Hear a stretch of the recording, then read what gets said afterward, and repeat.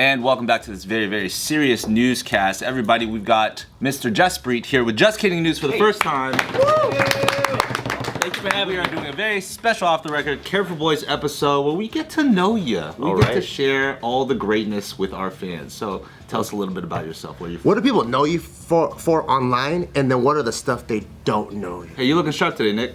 Thanks, man. Appreciate it. It's a plain black tee.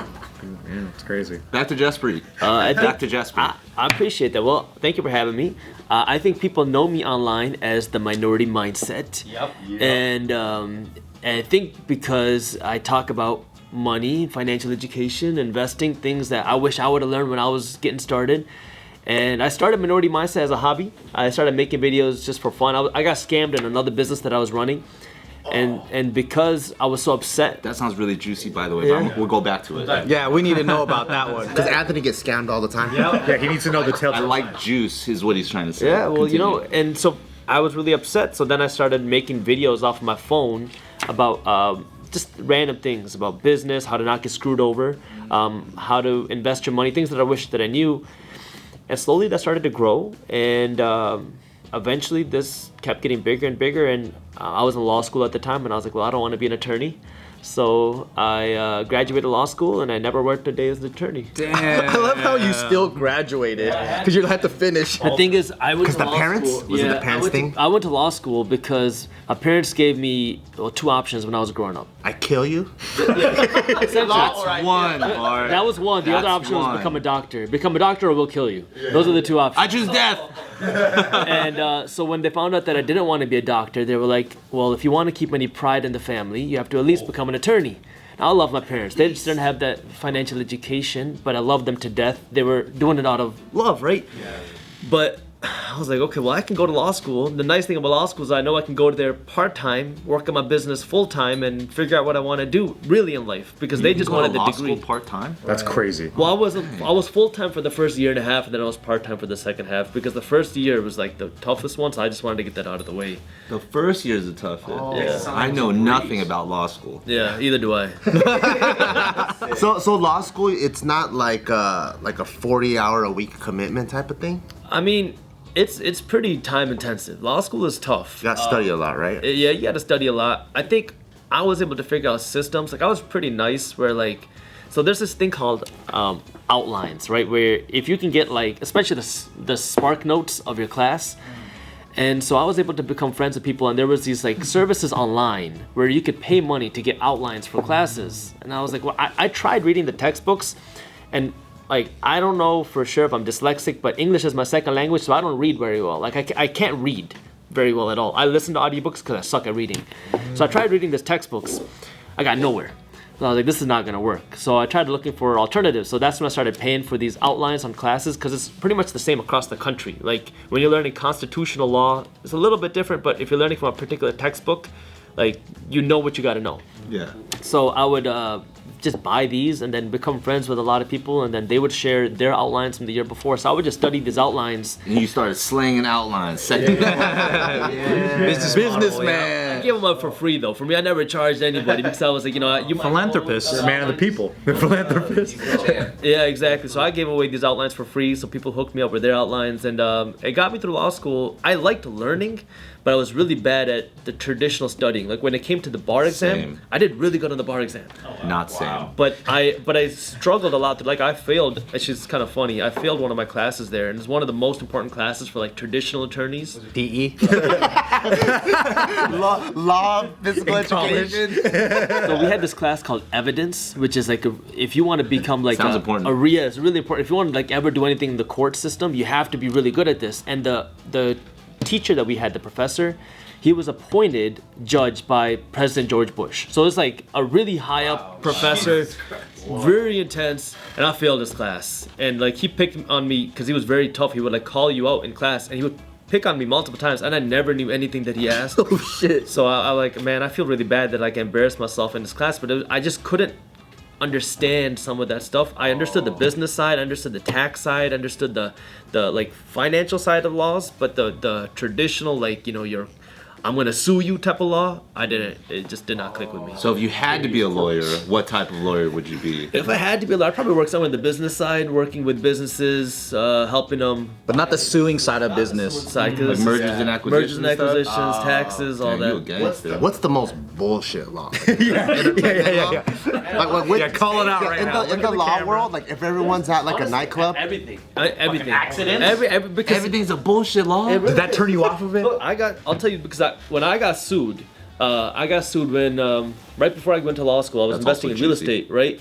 And I got sued by a tenant in one of my real estate properties who sued my real estate company because they said the bathtub was too slippery when the water was on, and that caused the person living. It's too slippery. Yeah, no, it's a true story. that's like an SNL skit. Yeah, so no, it's There's too much liquid in this fucking coffee. yeah, and so it's like They won, didn't they? no, they didn't win, but they did get like 14 grand as a settlement because the insurance says either we're gonna have to litigate it, pay $300 to $500 an hour to the attorney to beat them, or we just give them 14 grand to make them go away. Right? So you look at the pros and cons, and that's the unfortunate. You talk about what kind of law is crap. Bullshit. It's across the board. A lot of attorneys are just not the whole system is just a money grab. Like There's no right or wrong ethically, right? It's you like can sue anybody for anything. McDonald's got sued, or somebody got sued because they didn't have enough cheese in their cheese sticks. We're in the wrong business, guys. Yeah, but it just seems like money grabs. In those is. situations, just from my own understanding, if somebody settles right in that situation, can somebody else sue you again for the same thing because it never it was So- just a settlement that was like private? So when you do a settlement, you're gonna make a contract saying that you cannot sue me anymore for this. That's what I'm saying. Somebody else. Somebody All else. the other tenants hear about The it. tenant says, "Oh, we slipped and fell in your bathtub because it's too slippery." Yeah, I guess you technically could. But then you would probably have a new policy for that rental property where you have to wear shoes in the bathtub. You gotta wear Timberlands. First settlement, you'd already added into the leasing. You gotta learn from your mistakes, and then you would only shoes in the bathtub, and they have to sign it. That's why you always see those crazy rules on contracts. Sometimes you're like, somebody fucked up. Exactly. That's all it was. That's why those contracts you sign are 50 pages long when they should just be like 2 paragraphs because something bad goes wrong and then it just keeps getting like for example in our contracts we have to do like the most basic things. Make sure you change the smoke detector every 6 months. If you see bed bugs, let us know. Why? Because things have gone wrong where people are like, oh, I didn't change the smoke detector for 8 months, and then they make a claim to somebody else, and it's dumb stuff where it's like common sense doesn't exist in some of these cases. So when you were in law school, you also had rental properties. Yeah. When did that journey start? Like, So I started buying rental properties when I was 19. what got you to be so responsible? Can I be in your family? Well, Are you adopting? no, so it And the was, courage, too, Well, at let me back up a little bit because so you adopted. like, my parents wanted me to be a doctor so much that if I did anything that wasn't related to becoming a doctor, it was considered bad. Like I played football in high school, they did not want me to play football because it's a distraction. It's like being a criminal. Yeah, it's being That's like his rebellious nature. He's like, well, fine, I'm gonna go purchase rental properties. That was your rebellion. That's what connects all Asians together. Is we're forced to be doctors. Exactly, right? So My parents, they give a whole. for me, my outlet was entrepreneurship, and I started hosting teen parties when I was in high school. I was working at Indian weddings, and so I got to know a lot of the local DJs. And then they were like, "Yeah, you know a lot of friends in high school. How about we host some teen parties with your friends there?" And there was an Indian restaurant that opened up. They wanted exposure, and I knew the person because I ate there. And he was like, "Well, yeah, we can do something." So we made a deal where he wouldn't charge us anything. We could host parties there, and he would get exposure. So that's what I did. We started hosting these like teen parties for 16, 17-year-old kids to come and dance and have fun. I wasn't into partying. I didn't drink. I didn't smoke. I still don't do any of that. But for me, it was fun. It was just a hobby and a way for me to make a little bit of money because we would charge cover. But I didn't tell my parents. So this is something I was doing kind of in secret. And then in the back of my mind, I knew that this is just a hobby. I got to become a doctor because that's how I'm going to become successful. Because I want to take care of my family and my community. But then I go to college, and my parents didn't go to university here. I didn't know what to expect. I thought everybody goes to college to study, become a doctor, do this big thing in college, study on Friday nights, right? That's right. Exactly. Just like my man right here, right? My man. That's why he's wearing a suit. Not into Fry. ITT Tech, baby. You got it wrong, but it's all good. Today's video is brought to you by Audible. You know, I've been trying to figure out how come every time I invest money, I lose money.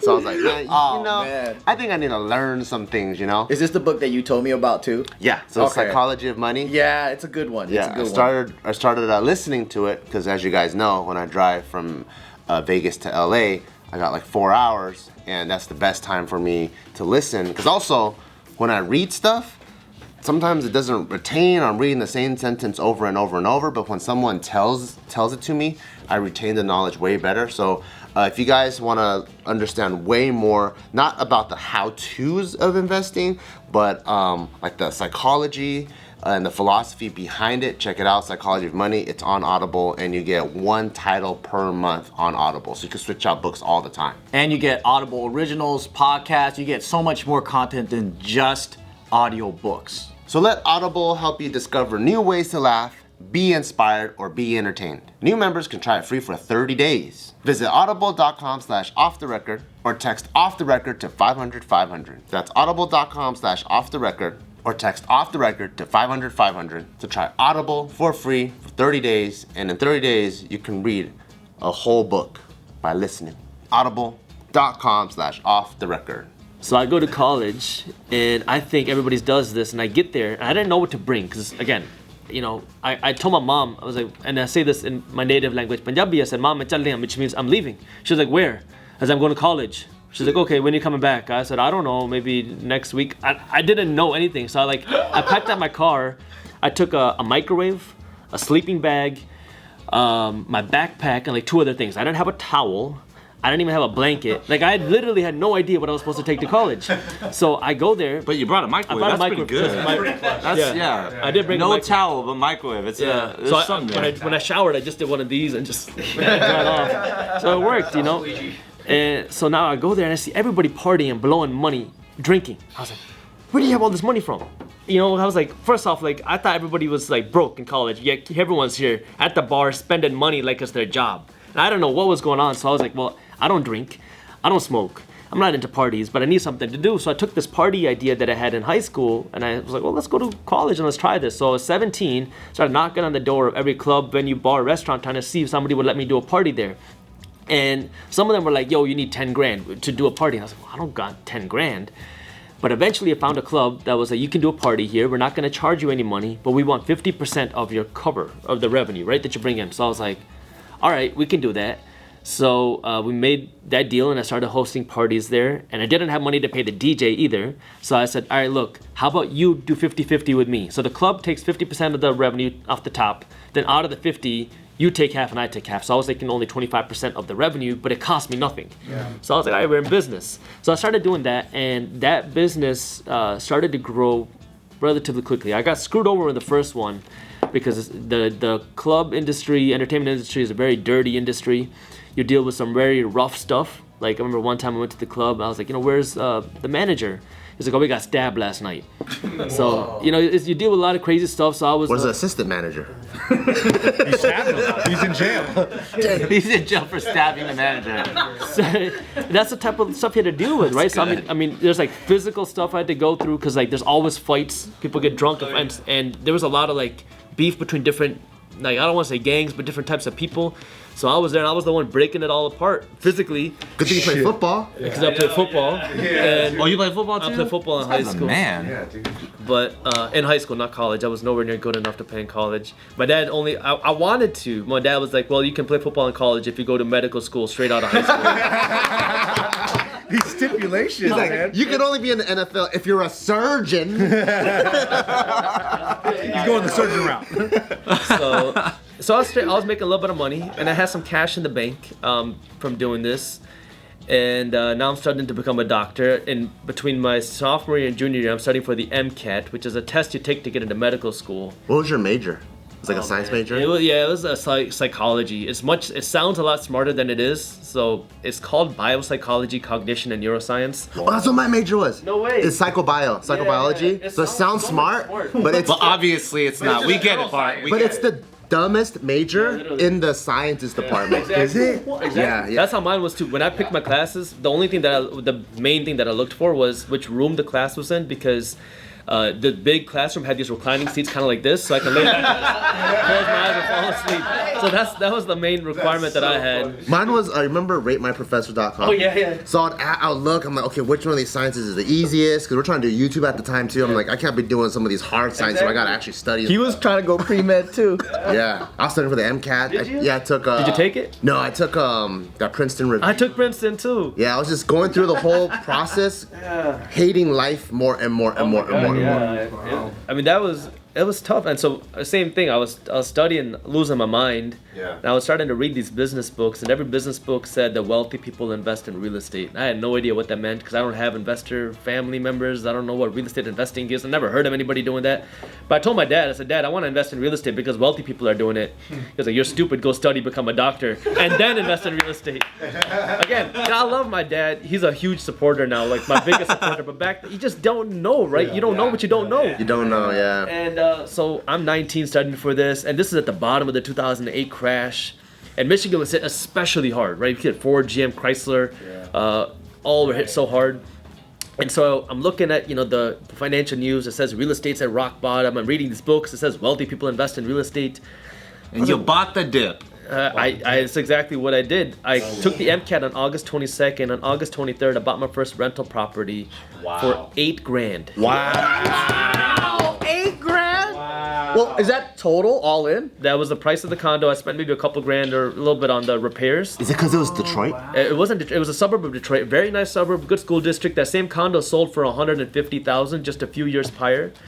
And then I didn't know any. I thought it was normal because again, this is the first time I'm ever exposed to anything related to finance. Right? I had no idea what investing was, what real estate investing was, or how real estate works. So I went in and bought it, and it was actually listed for $8,400. I made an offer for $4,000. They came down to $7,000, and I was still going back and forth. But then they said they had another offer on the table. Big dick move, huh? You're bargaining like an Asian old man, dude. That's so funny. Offering $4,000 for a condo just sounds so thug life, dude. I didn't know anything better. I was like, if it's listed for $8,400, I don't know, like $4,000. Like I can afford that. I bought it for $8,000, and then I listed it, and we got it tenanted for $600 a month. Wow. And oh my god. What was your mortgage? Like $50? no mortgage, cash. I bought it cash. cash. Bought it cash. What was the reason it went down so much? So the 2008 crash, when the whole real estate market exploded, the car so Michigan, especially then, was almost entirely the auto industry. Ford, GM, and Chrysler. GM went bankrupt. Chrysler went bankrupt. Ford was on the verge of bankruptcy. Thanks to the good old Japanese. Huh? You put him out of business, brother. So that happened, and the car market got hit, man, and Michigan was hit hard. So all the employees also All were the like, employees lost their jobs. People couldn't make their mortgages. There was a lot of bad things happening in the lending industry. But it was a bad time. And again, like I didn't know this was abnormal. And I joke about this now because I remember when I was buying properties, started buying them for like $10,000, $20,000, $30,000. I was buying nice homes in good areas. And I remember when home prices went up to $50,000, I was like, that is an outrageous price. Who is gonna pay $50,000 for this 4-bedroom, 2-bath home in a nice area?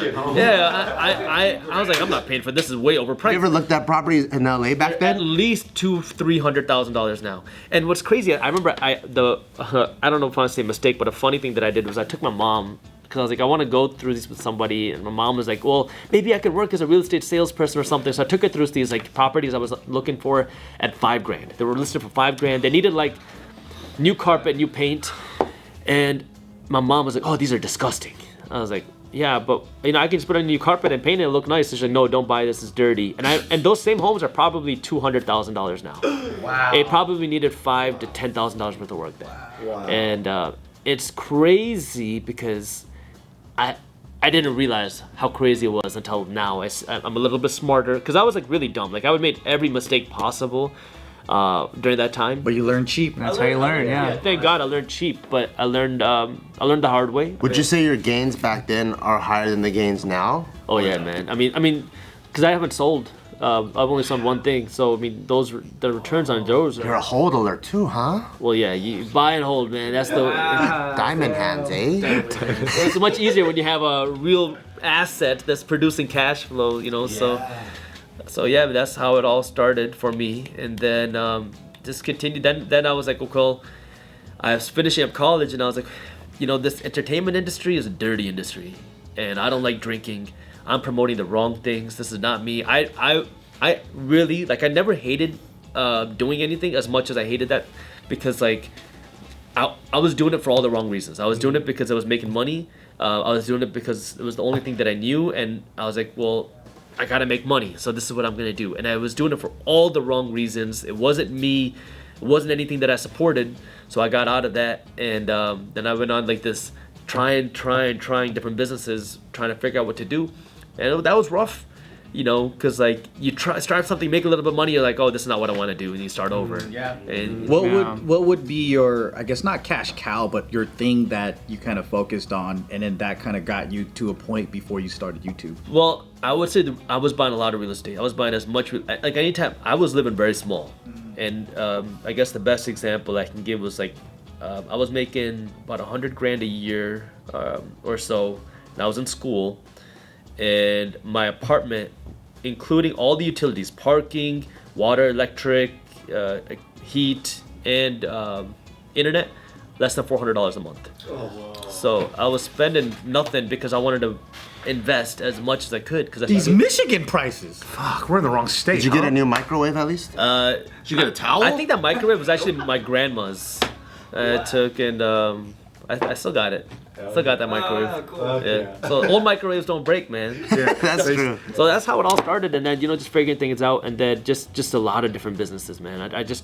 I started, failed, potentially got sued in some. I tried to start this Amazon business with a really good friend of mine. He was one of my DJ friends, one of my best friends, and we come up with ideas like, oh, we could buy this stuff from China and sell it on this thing called Amazon. Oh, and he was like, dude, forget Amazon, we could do eBay. This is before Amazon really became Amazon, right? And I was like, well, let's try it. And we started buying these phone accessories, and we were told that it's an authorized retailer, that they're like legitimate, that they're certified. So if we can buy it from them, that we can sell it anywhere that we want. I was like, all right, bet, let's do this. So we started buying these, and we bought like a small order, and we sold them all out in like in a week. We're like, whoa. We figured it out. So now we started buying a bunch. We were selling them on eBay. Then we started selling them on Amazon, and we were making like probably $100 a day in profits. And you know, we were like 19 or something doing this online. So it was a lot of money. So we're like, dude, we're making a crap ton of money. Like, we got to do more. And then the real company sent us a letter saying, well, we're gonna sue you for $7 million because you're selling counterfeit products. And we looked at each other, and I was like, what? Like, we thought they were legitimate, so we shut the entire business down. We were so scared because, like, where we're gonna get this type of money? We don't even know what insurance. We didn't have insurance. We didn't even know what insurance was at the time. So we shut that down, ran away really quick. So yeah, you learn fast, but it's a lot of times getting punched in the mouth and trying something new. Is that kind of the same? Going back to the how you got screwed over by a business partner? Yeah, that's a little bit different. So my thing is, anytime I start something new, I get screwed over, and that's been a trend. So if I go back to the party business, when I was in college, I started my first party, and my first party, I spent so much time, effort trying to plan it, promote it, because I wanted it to be a big banger, like, you know, the announcement of this company, the first party. So I want everybody to have a good time. And I was working with this club owner, and we had everything figured out, planned out.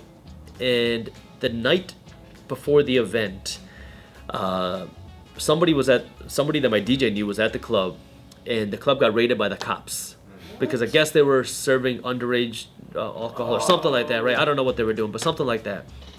And so they got raided, they got shut down. I didn't get a call. No one told me. So now it's the day of the event, and my DJ calls me at 10 in the morning. He's like, yo, what's going on with the event? I was like, what are you talking about? He's like, I heard that the club got shut down. I was like, what are you talking about? So now I start blowing up the owner's phone, and I was like, yo, what's going on? He wasn't answering until and I didn't hear from him for like 2 hours. And that's when I found out the club got shut down. So now we have all this marketing promotion going on for this event that doesn't have a venue. So then now I'm scrambling to find a new spot. We finally found this really nice Italian restaurant in Ann Arbor that agreed to host this very elegant event, the way that I put it, because I just needed a place to do it, right? And you're talking about Ann Arbor. It's a really nice place, and we did the event there, and it was so bad. I mean, there was fights. People just started. They had these light bulbs that cost $250 a piece. People just started breaking them for no reason, because they were just like dangling, and it was horrible. So we lost a lot of money, and they were right next to Comerica, which is where I was banking then. They're like, yo, these are the damages. And they had no way to go after me. But I was like, I felt so bad that I went to my bank account. I essentially just cashed. I was like, look, here's all the money that I have. Wow. They're like, yeah, it's fine. Like, thank you for that. We'll take care of the expenses. So I wanted to make sure I take care of them just because morally I felt bad. Yeah. I lost money because now, we had no way of collecting cash because they're a restaurant. Like, they didn't have any system. But the party, people had a great time. So people had a great time. So the street cred is still good. Street cred was good. But I lost a lot of money. But again, that was horrible, but I made it back. Then with the Amazon thing, that happened. Then I started the sock company later on. Jeez. Which was, I went through a lot. And so this was, I was taking this class on public speaking. And a buddy of mine, my roommate, was like, yo, you gotta watch this show called Shark Tank. You're gonna love it. And I was like, okay, whatever, right? I don't really watch TV. And it was really cool. It was about people pitching ideas. I was like, oh, this is fun. And the class was like, we're gonna do kind of like a Shark Tank thing where you have to pitch a product to the class. I was like, oh, that's easy. I watch Shark Tank all the time. So I procrastinated. I didn't do anything. And then I was late one day. I picked up my backpack and it was raining. And I started running to class. And as I'm running, I stepped in a puddle. Now my socks wet. I sit down, and the teacher's like, "It's your day to present." I'm like, "Present what?" And she's like, "Present the speech, the talk." And I was like, "Oh." And so I stand up in front of the class. I'm sitting there, I'm like, "Jaspreet, think of any product, think of anything, just say something." My first idea were these wet socks. Like, well, what if you could have athletic socks that didn't get wet? And I pitched it for like 15 minutes or whatever I needed to do. And I sat down. I was like, that's a cool idea. That's a great idea. Yeah, you're good at winging it, man. Shark Tank yourself, dude. So, and then I was like, so then I went home. I was like, does this exist? And they had like these like really clunky, ugly looking ones. I was like, I wonder if I could do this. So then I went on this mission to see if I could create these water resistant socks. And I figured out that if I can take this certain type of cotton and this other product and blend it with this other technology which exists, I can license it, I can create this water resistant sock. That's what I did. So then I launched this sock company, and It's called Stance. it was called 5 Water Socks. And during the launch, or right before the launch, I had this marketing company reach out to me saying, "Oh, we can promise you all these sales, blah blah blah. We'll do all this and that." And they're like, "We want $3,500, but it's 100% money back guarantee. If you don't love it, we'll give you your money back." And I was like, "Okay, that sounds good." So I gave them the money. The next day, literally the next day, I go to the gym and I'm doing chest flies. And I remember this because I was like, I had a really bad feeling in my stomach, which doesn't normally happen. So I called them up. I was like, "Hey man, you know what? Let's just cancel it. You refund me the money before you spend any money. Give me the money back and I'll do the marketing myself because I'm a marketer. I like marketing." And he's like, "Sure, no problem. Puts me on hold." And I was getting really frustrated because I'm in between sets. And so I'm on hold. I was got a couple minutes. Right? I was getting really frustrated, and then the line just goes beep. Yeah, and then So they just took your money? I found out they were a scam. Yep, they took the money and I never heard from them again. But when we launched, we had a very Did they have a Nigerian accent? No, he didn't. It was a Prince, wasn't it? It wasn't a Nigerian prince this time. It wasn't a prince this time, but I lost that money, and then we launched the company. Still did great. I think we did like $21,000 of pre-orders in the first 30 days. Wow. So it was really good, and but that's when I got so upset. I was like, this sucks, man. Like, I've been through so much crap. I never learned to think about investing. I never learned to think about entrepreneurship. I keep getting screwed over. Like, there's no resource for people like me trying to figure it out. So that's when I started making videos. Well, aren't you like getting screwed over, like succeeding every single time you get screwed over? Well, sick ass party, still $21,000 in the first month, hundreds of dollars per day as a 19-year-old. It sucks, man, every time because you see a bank account like this and boom, back down, and it goes up and then boom, back down.